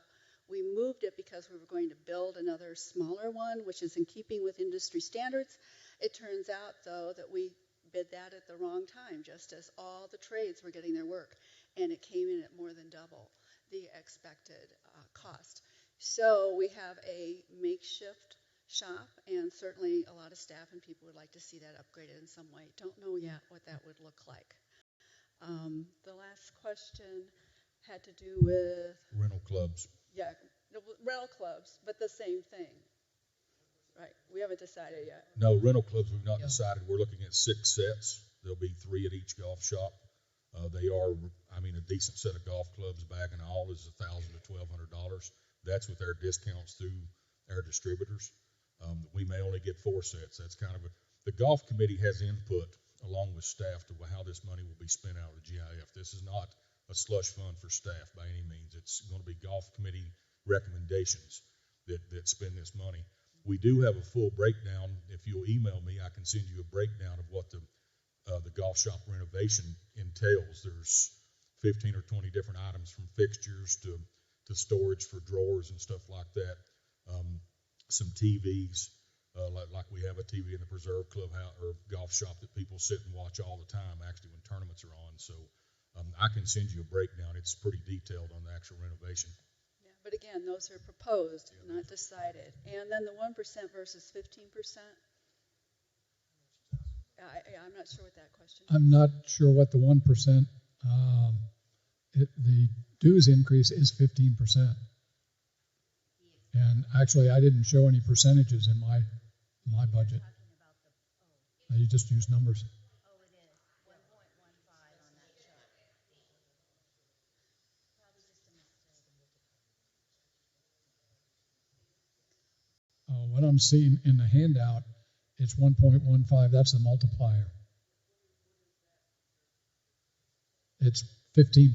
That is 15. It's if I multiply $1,000 and I want to know what the new number is, I multiply it by 1.15. If I want to know just what the 15% is, just multiply it by 0.15. I think it's misleading because it says percent and 1.15. Okay. Yeah, Fair it enough. may be misleading. That's fair. We'll take a look at that. Do you have a question? No, I just have 2 final comments on a follow-up. I just wanted to say that maybe we want to consider, I know we haven't had any money left at the end, or it's been very small, but maybe in the future we might want to have a written policy on what happens with that. And then the other thing is that as far as somebody had said the tax year is the same as the budget year, well, you can actually change your tax year and your budget year to coincide. So if that was the issue, then you could do that. Okay, thanks. Over here. Hi, Skip Anthony, Unit 49. My question is, are we in that bad of shape financially that we have to come up with a 25% dues increase in the next 2 years? When we went through the numbers to follow the board guidance and to do what we think needs to be done to put us on a sound financial footing, yes. I don't consider that we're in bad shape, but if we want to be in better shape going forward, that's our best estimate of what it takes, both from the staff, the board, and the finance committee. I'm not happy with it. You think I was looking forward to this meeting? We have struggled over it. We looked at 2 options. We looked at doing it all with dues, and we looked at doing it with assessments plus dues. Actually, the leading candidate up until about a month ago was to have 2 assessments of $240 and $300 with significantly lower increases in the dues. We had a lot of discussions in that. We had also, in the meantime, found a lot of cost reductions in both the reserves and in the operating budget, so that we were able to make it close with a dues increase. The second year of the increase that's in the plan, not in the budget, will be readdressed as we go forward through next year's budget, depending on where we are. If we don't feel we absolutely need to do it, then we won't do it. But no, I came on as treasurer last November when the former assistant treasurer, who was about to become treasurer, needed to resign because of health reasons. This wasn't what I was hoping I'd have to do my first year. But we have pretty good consensus from the finance committee, from the staff, the other members of the board. We've also gotten in various board coffees comments that they're surprised we haven't had to do it before. So that's where we are. Okay, We are at noon, which is our ending point. I'll take one more question from each side, and then we need to go. Ron Betschke, Unit 42. I want to go back to where I started. I checked the website about your information on the budget. It's buried very, very deep. You can find it. However, we had a nice discussion for the record for September by the board treasurer, I think it is, and there's not one word about the dues increase. It goes through all the things that go into what the budget would be very nicely, but there could be a specific item that we're proposing a $300 increase. That's just a recommendation in the future.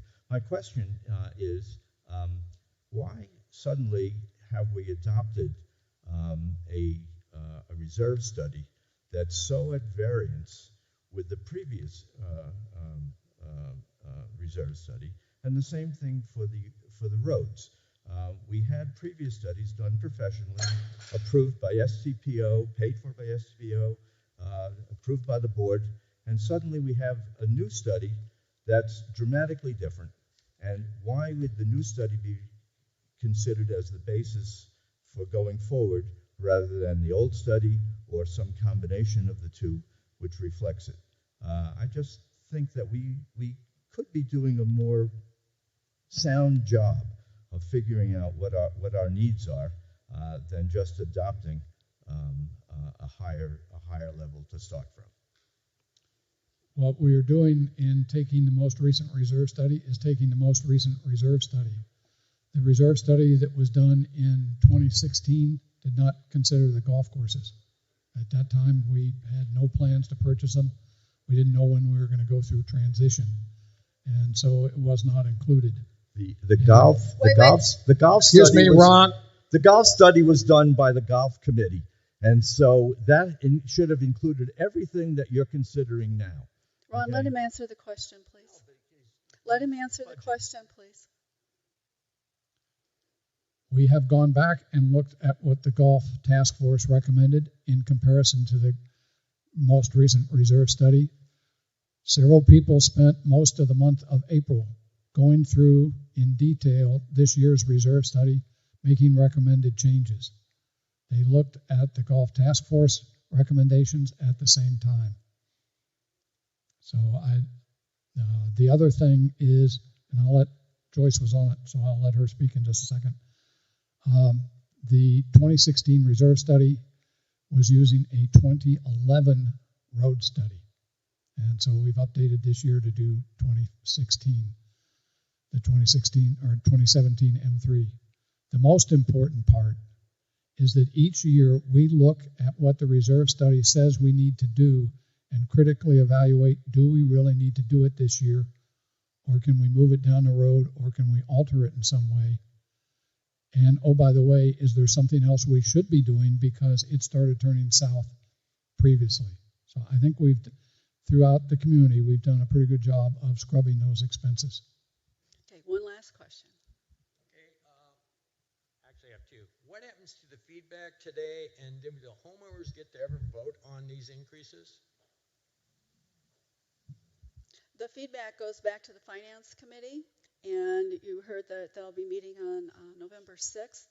They will, between now and then, take the feedback, try to decide what of it is useful and what can or should be changed as a result, if anything. There are in your CC&Rs the guidelines for when homeowners vote and when they do not on certain kinds of changes. For example, currently, if a special assessment is over $300, homeowners vote. Homeowners do not vote on the dues increase. The board does. Okay, that answers my question. Thank you. Let me clarify that last one. If we wanted to raise the dues over 20%, then the homeowners vote on it. So there's a threshold for both assessments and dues in the CC&Rs. And the Arizona statutes also mandate that you cannot have a year-over-year raise of more than 20% without a homeowner vote. Oh, that's actually the reason. So that part's in the reason. Vote next year. Thank thank you everyone for coming. Thank you for sitting through a long 2-hour event and for participating. Thank you also to the Finance Committee and to the board and to all the others who worked so hard on putting today together, and to the staff.